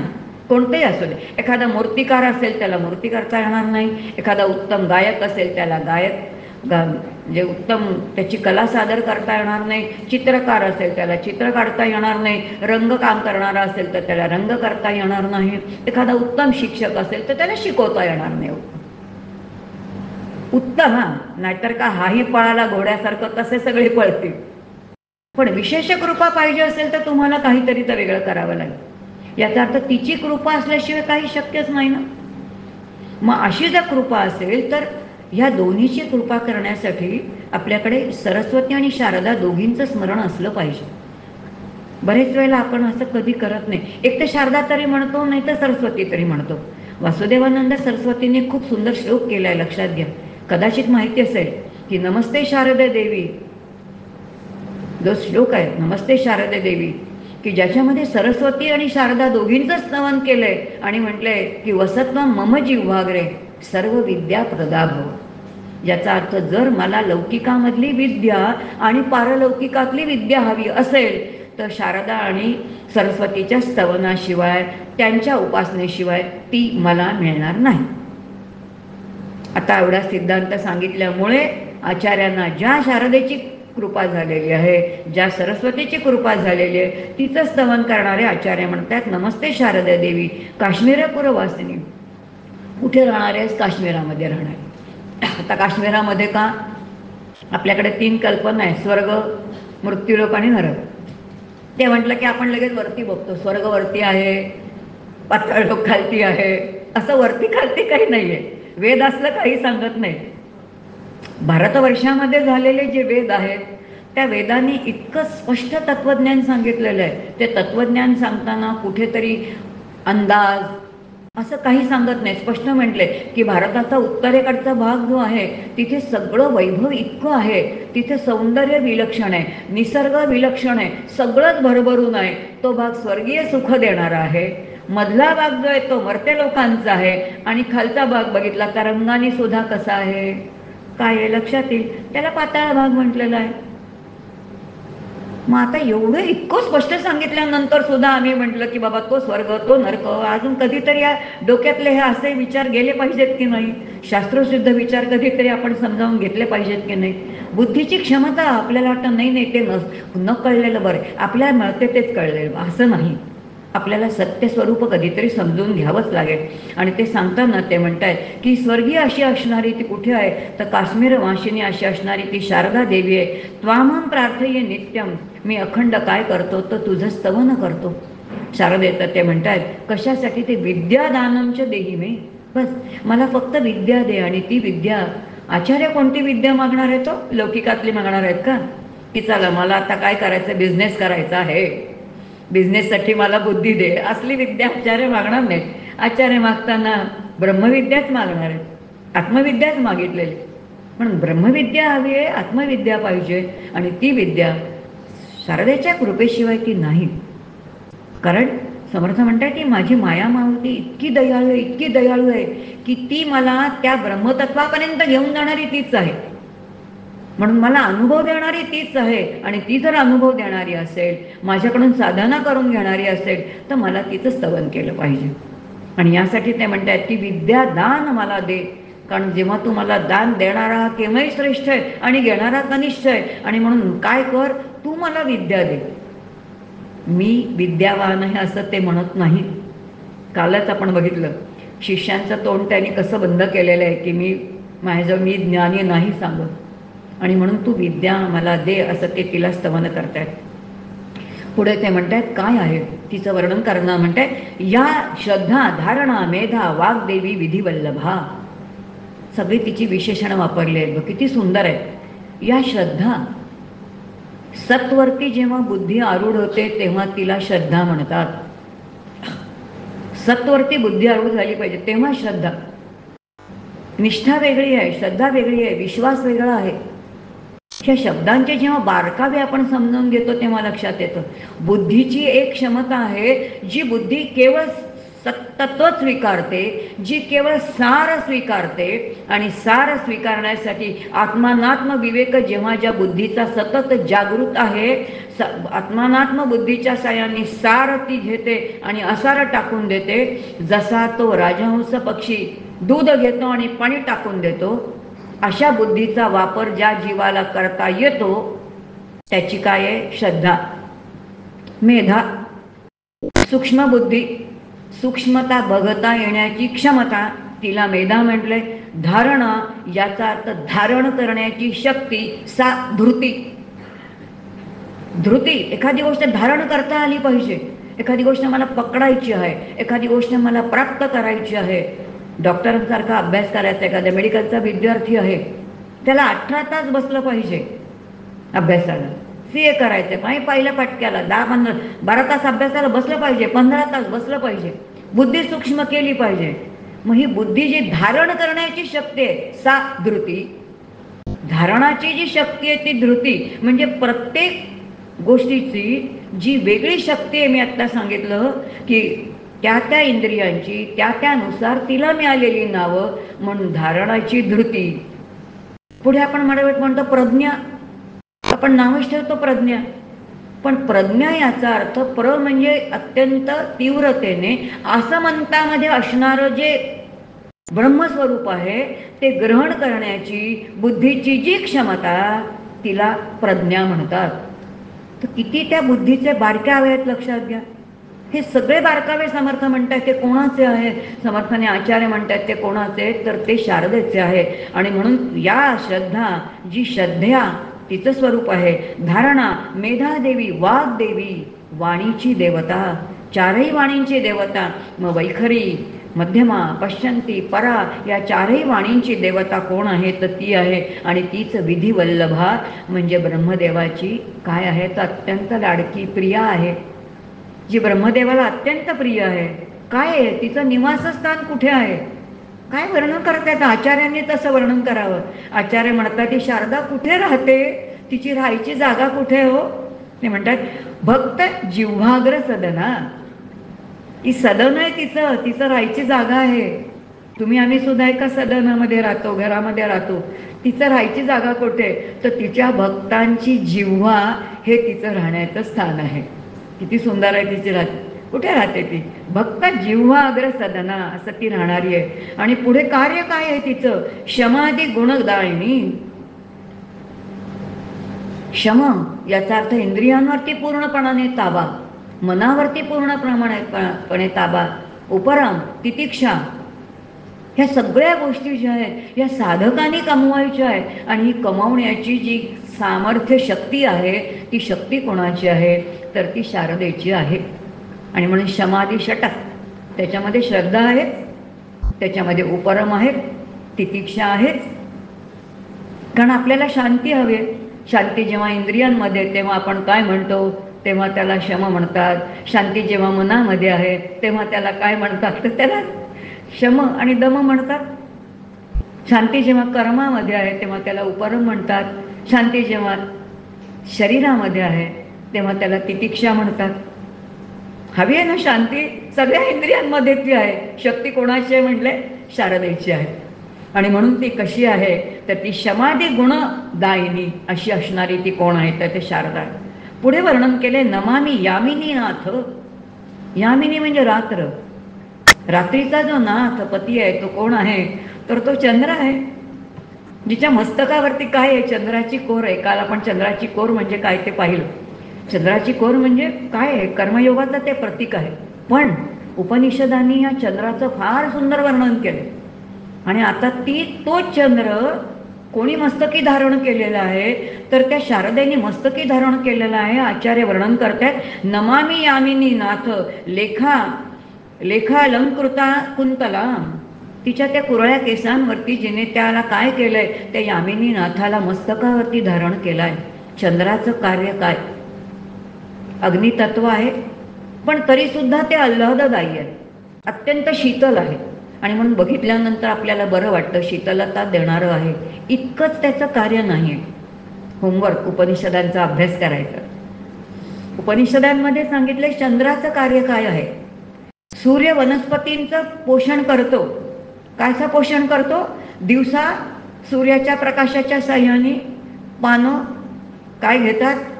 कार्बन डायऑक्साईड घेतात आणि अन्न तयार करतात. हे तुम्हाला मला माहिती आहे. फोटोसिंथेसिस क्रिया ही सगळ्यांना माहिती आहे. पण झाडाचं पोषण करायचं तर कोण करतं? कारण झाडाचं खरं पोषण झाडाची मुळं करतात. आणि ह्या मुळांचं पोषण करण्याचं कार्य कोण करतं? तर चंद्राची किरणं करतात. चंद्र नसेल तर झाडांच्या मुळांचं पोषण होणार नाही. असा या संपूर्ण विश्वामध्ये किती संपूर्ण हे निसर्ग पसरलेला आहे, किती वृक्षवेली आहे. यांचं पोषण करणारा कोण आहे? तो रजनीनाथ आहे. आणि तो रजनीनाथ त्याची शक्ती त्याला मस्तकावरती जिने धारण केलेलं आहे. कारण त्या रजनीनाथाची शक्तीच मुळात ती आहे.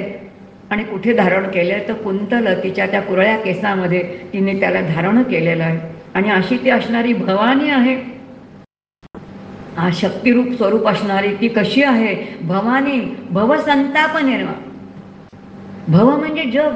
या जगाचे त्रिताप, शरीराचे सगळे ताप, जगतातून येणारे सगळे ताप, देवदेवतांकडून मिळणारे ताप, देवदेवतांचे कथा असणारे शाप असतील किंवा देवदेवता कोपल्यामुळे होणारे ताप असतील, जे काही सगळे ताप आहेत हे सगळे ताप पूर्णपणाने नाहीसी करणारी कोण आहे? तर ती शारदा आहे. म्हणून या भवामधले त्रिविध तापांचा नाश करणारी कोण आहे? तर ती शारदा आहे. एवढीच नाही तर ती काही सुधा नदी, सुधा म्हणजे अमृत, अमृताची जणू काही काय आहे तर नदीच आहे. आणि अमृत जे आहे ते किती आहे? सुंदर आहे.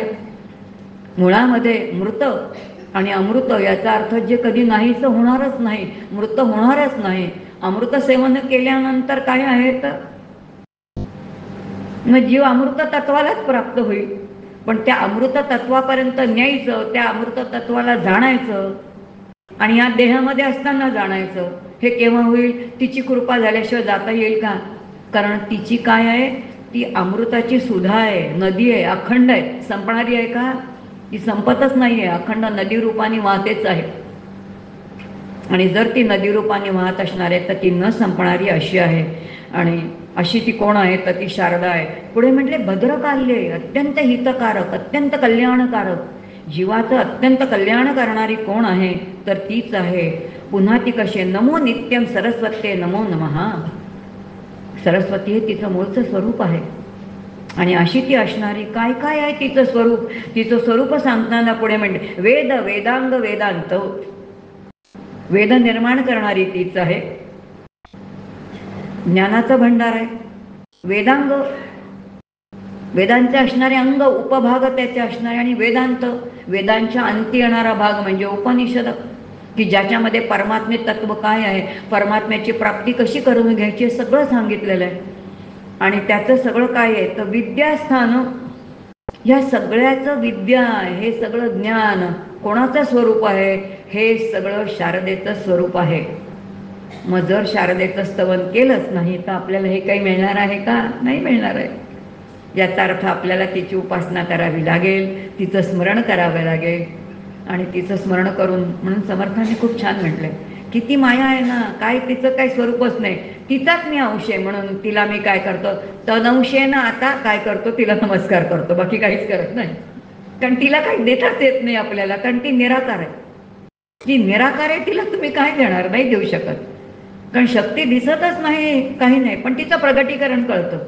मी म्हणते माझ्या अंगात खूप शक्ती आहे, खूप शक्ती, माझ्या हातात खूप शक्ती आहे, माझ्या हातात शक्ती आहे कसं काय कळणार. पण मी जर 15 पानं लिहिली तर कळेल, हा बाबा 15 पानं लिहिण्या इतके सामर्थ्य आहे. एक 5 किलोची पिशवी उचलली तेव्हा 5 किलो उचलण्याचं सामर्थ्य आहे.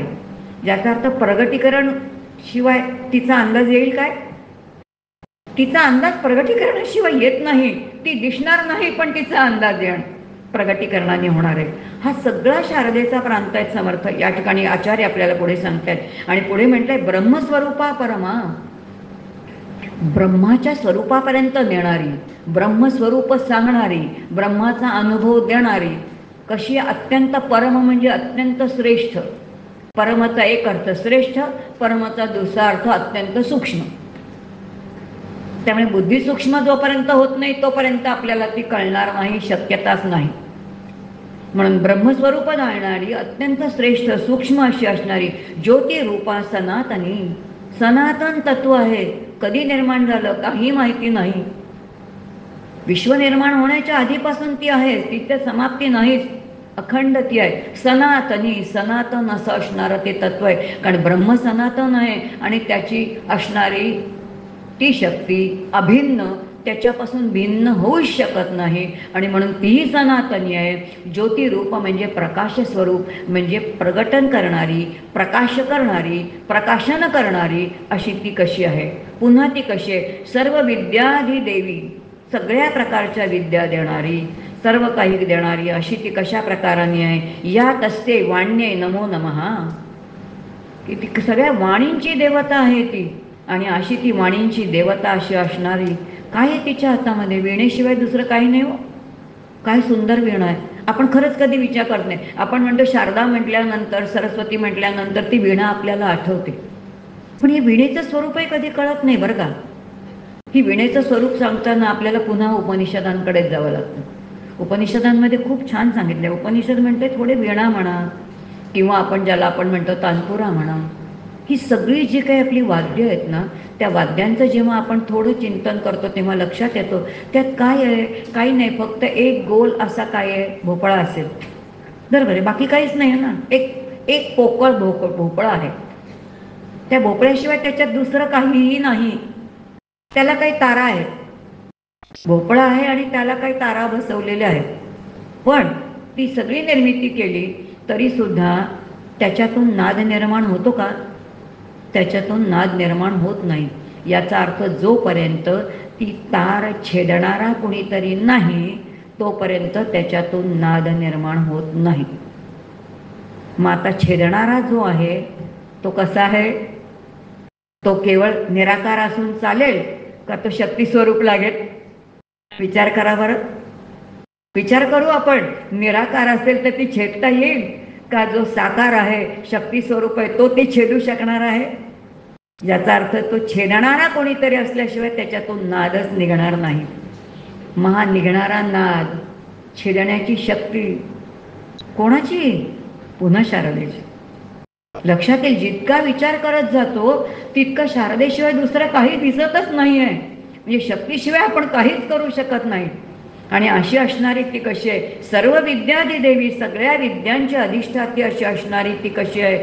तर ती शारदा आहे. आणि अशी ती शारदा, त्या शारदेचं मी काय करतो तर ते मी स्तवन करतो. कारण तीच कशी आहे? तर ती शाश्वत अशी असणारी आहे, अखंड तुम्हाला आम्हाला रमवणारी आहे, ज्ञान प्रदान करणारी अशी ती कोण आहे? तर ती शारदा आहे. पुढे म्हटलं, यया विद्या जगत सर्वम, यया विना जगत सर्वम. कसं आहे? शवश्च, जिच्याशिवाय काय आहे? हे सगळं जग कसं आहे? शवाप्रमाणे होणार आहे. शव म्हणजे शिवतत्व निघून गेल्यानंतर ते शवच आहे हो. आपल्या आतून काल आपण बघितलं, आपल्या आतून ज्या क्षणी शिवतत्व निघून जाईल त्या क्षणी हे शव होणार आहे. आणि तो जोपर्यंत आहे तोपर्यंत ते शिव आहे, पवित्र आहे. पण नंतर ते लगेच अपवित्र आहे. म्हणून ते गेल्यानंतर 10 दिवस अपवित्र अशौचच पाळलं जातं. कोणी शौच पाळतं का हो तिथे? कोणी नाही पाळत. अशौचच म्हणतो आपण त्याला. तिथे पवित्र काहीच नाही. आणि म्हणून जिच्याशिवाय संपूर्ण जग कसं आहे? शवश्च, जीवन मृतम. कसं मिळेल? भवभय. सगळे जीव कसे आहेत? तर मृतच होऊन जाईल. शक्तीच नसेल तर काय उपयोग आहे? शक्ती, प्राणशक्ती जर निघून गेली, माऊली वर्णन करतात, उचललेल्या प्राणासरसी प्राण एकदा निघून गेले वरती. प्राण म्हणजे शक्ती. उचललेल्या प्राणासरशी प्राण निघून, इंद्रिय रिगती तैसी, इंद्रिय सगळे निघून जातात. प्राण गेल्याबरोबर सगळी इंद्रिय निघून जातात. राहतील का इकडे? राहणार नाहीत. म्हणून तिच्याशिवाय सगळं जग कसं आहे? जणू काय ते मृतच आहे. यया विना जगत सर्वम शवश्च, जीवन जीव मृत भवेत. ज्ञानादी देवी कशी आहे ती? की जे जे अज्ञानाने ग्रासलेले आहेत त्या सगळ्यांचं अज्ञान काढून टाकणारी, ज्ञान देणारी, ज्ञानाचं अधिष्ठान असणारी, तस्यै सरस्वत्यै नमो नमः. आणि अशी शाश्वत ज्ञान, आत्मज्ञान, ब्रह्मज्ञान देणारी, लौकिकातलं ज्ञान देणारी अशी जी देवी आहे त्या देवीला मी काय करतो तर नित्य तिचं स्मरण करतो. आणि पुढे म्हटलंय की यया विना जगत सर्वम, जिच्यामुळे काय आहे? सगळं जगत कसं आहे? मूक. मूक म्हणजे आता काय बोलणार? तिची कृपाच नसेल तर काही प्रगटीकरण आहे का? काहीच नाही. किती अवघड आहे. आपल्याला असं वाटतं बोलणं किती सोपं आहे, बोलणं किती सोपं आहे, पण खरं किती अवघड आहे. खरंच अवघड आहे. मी माझा एकदा अनुभव सांगते. फार पूर्वी, तेव्हा काय मी कधी शिक्षिका होईन असं मला वाटलं नव्हतं. कधीच वाटलं नव्हतं. कारण तसा कधी विचारही केला नव्हता. वेगळा एक प्रांत होता की ज्या प्रांतामध्ये कार्यरत होते. विचार करायची आवश्यकता नाही, पण होतं एक वेगळं क्षेत्र होतं ज्या क्षेत्रामध्ये काम करत होते. आणि मग एक दिवस असं वाटलं की आपण असं करूया, आपण काय हरकत आहे, जरा प्रयत्न करूया, आपल्याला येईल का शिकवायला. म्हणून एक लेसन द्यायला गेले. डिग्री होती हातामध्ये MAdची. MAची डिग्री होती. MAचा विषय इंग्रजी होता. याचा अर्थ इंग्रजी काहीतरी येतं, काही येत नव्हतं असं नक्की नव्हतं. लेसन द्यायला वर्ग दिला की तो पहिलीचा. मी सांगते पहिलीचा लेसन द्यायला गेला पहिले. आणि खरं वाटणार नाही, मी लेसन नाही देऊ शकले. मी त्या छोट्या मुलांसमोर उभी नाही राहू शकले. 15व्या मिनिटाला मी वर्गाच्या बाहेर पडले आणि मी म्हटलं, आयुष्यामध्ये मला कधीही शिकवता येणार नाही. नाही, माझी ती क्षमता नाही. आपल्याला वाटतं आपल्याला बोलता येईल, इतकं सोपं नाही बरं का. नाही सोपं.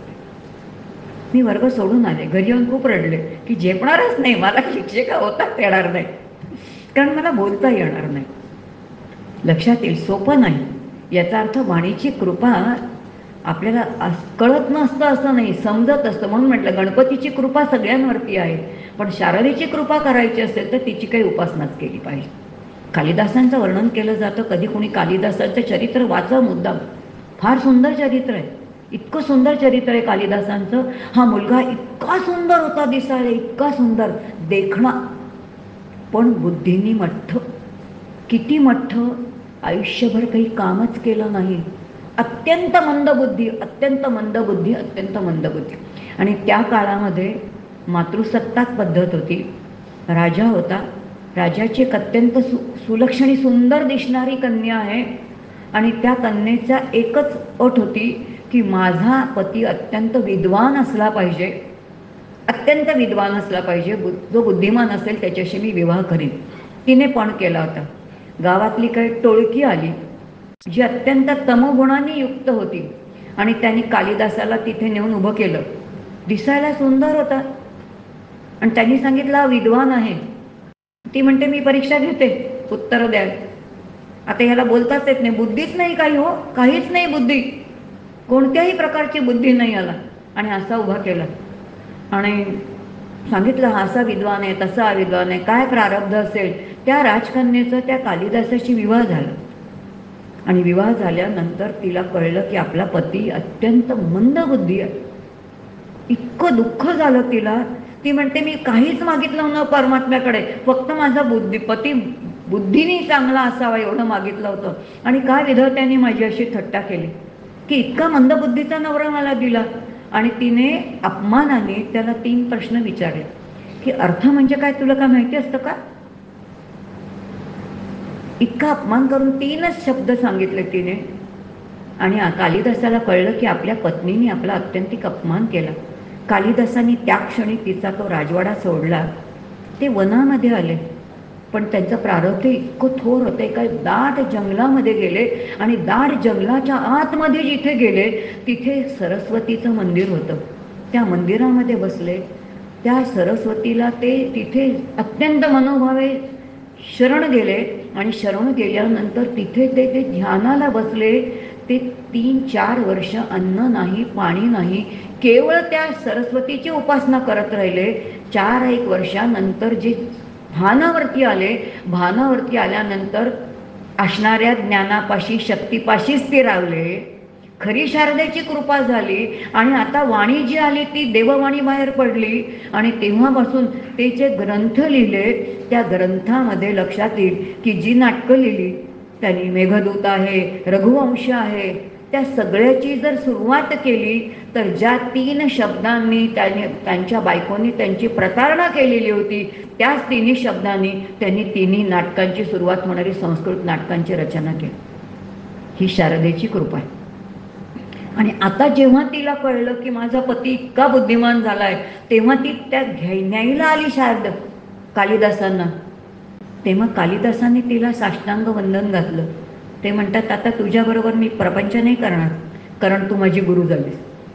शारदेची कृपा जी माझ्यावरती झाली, तू जर माझा अपमान केला नसतास तर मी गेले नसते. तुझी कृपा माझ्यावरती शारदेची तुझ्यामुळे झाली, म्हणून आज तू माझी गुरु आहे. गुरु म्हणून तिला वंदनच केलं. आता काय ती त्याच्याबरोबर गृहस्थाश्रम करणं, म्हणून ती कोणावरती कृपा करेल. कृपा करण्यासाठी आपण आपला अधिकार तर वाढवला पाहिजे. म्हणून सगळ्या प्रकारच्या विद्या ययाविना जगत सर्व मूकच होऊन जातं. बोलणं नाहीच तिथे, काही नाही. आणि पुन्हा कसं उन्मत्त वत्सला, आणि असं उन्मत्ताप्रमाणे ते होईल असं म्हटलंय की जिच्याशिवाय काय आहे तर अहंकार. कारण अहंकार लयाला जाण्यासाठी तरी परमात्मे तत्व स्वीकारलं पाहिजे. जोपर्यंत मी आहे तोपर्यंत तू नाही, आणि जेव्हा एकदा तू स्वीकारला की मी नाही. म्हणून अगदी सोप्या भाषेमध्ये आपल्याला कबीर महाराज सांगतात फार काही करू नका, मी काय केलं तेवढंच ते सांगतात. ते म्हणतात जग मैठा तब हारी नाही, अब हारी है तो मैं नाही. बस आता आतमध्ये हरी आल्यानंतर मी निघून गेला. मग मी निघून जाण्यासाठी आपल्याला आपल्या कुलस्वामिनीची उपासना करावी लागेल, म्हणजेच शारदेचं स्तवन करावं लागेल. या देवी वाघाधिष्ठात्री की जी कशी आहे वाणीची अधिष्ठात्री देवता, तस्ते वाण्ये नमो नमः. आणि म्हणून ती कशी आहे तर त्या वाणीच्या देवता रूपी शारदेला मी काय करतो तर वंदन करतो. ही शारदा म्हणजे कशी आहे की जिच्याकडे शालीनता आहे, जिच्याकडे रमणीयता आहे, जिच्याकडे रमणीयता असून ज्ञान देणारी जी काय आहे ते ती ज्ञानस्वरूप अशी असणारी ती शारदा आहे. आणि अशा त्या शारदेचं वर्णन अतिशय सुंदर कोण करतायत तर ते आचार्य करतायत. आचार्यांनी आपल्यासाठी खूप सुंदर रचना करून ठेवल्यात. आपण जरी याचे पाठ केले तरी सुद्धा ती शारदा आपल्यावरती कृपा करेल. आता तिची कृपा करायची असेल तर कधीतरी तिचं स्तवन केलं पाहिजे, तिचं नाम घेतलं पाहिजे, तिला स्मरण केलं पाहिजे, तिचं काय आहे तर तिला आठवलं पाहिजे. बाकी काही करावं लागत नाही हो. त्याच्यासाठी हार नकोत, तुरे नकोत, काही नकोत. डोळे मिटून जरी बसवलं तरी ती तिथे प्रगट होऊ शकते. आणि म्हणून उपासनेची एक सुंदर व्याख्या आहे.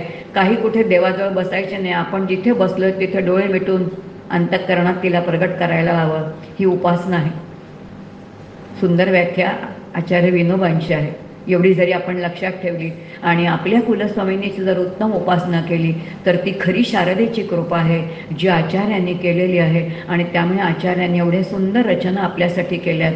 आचार्यांच्या चरणी नतमस्तक होते, केलेली सेवा त्यांच्या चरणी समर्पित करते आणि त्यांना सांगते, तुमच्यावरती जशी कृपा झाली तशी आम्हा सर्वांवरती ती कृपा होऊ द्या, एवढं मागणं मागते आणि या ठिकाणी थांबते.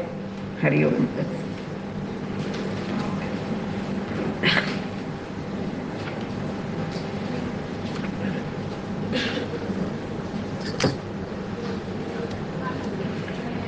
धन्यवाद अलकाताई.